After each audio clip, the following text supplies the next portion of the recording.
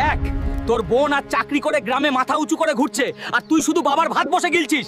লাগবে না তোর মতো মেয়ে, বাইর হয়ে যা বাড়ি থেকে। কি রে বোন, বাবার অপমান কিরকম লাগলো তোর? কপালটাই এমন, যা এখন গিয়ে ভিক্ষা করে খা। আজকে আমার দুইটা পা ঠিক নাই বলে বাবা আর বোন দুজনে অপমান করে বের করে দিল। মনে রাখ বুলবুলি, এই অপমানের বদলা নিবেই, ওয়াদা রইলো। ইঞ্জিনিয়ার ম্যাম, আমাকে একটা কাজ দিতে পারবেন? আমার খুব একটা দরকার। এই হুইল চেয়ারে বসে কাজ করবেন, ভেবে শুনে বলছেন তো? জি ম্যাম। বুলবুলি তাড়াতাড়ি বাড়ি চলে যাও, তোমার বাবা হাসপাতালে ভর্তি। কি বলছিস, বাবা হাসপাতালে? ম্যাডাম, কি হয়েছে আমার বাবার? বুলবুলি ঠিক সময় এসেছো, তোমার বাবার দুইটা কিডনি ড্যামেজ হয়ে গেছে, অপারেশন করতে হবে, তাড়াতাড়ি 20 লাখ টাকা জমা করো। কি করি এখন?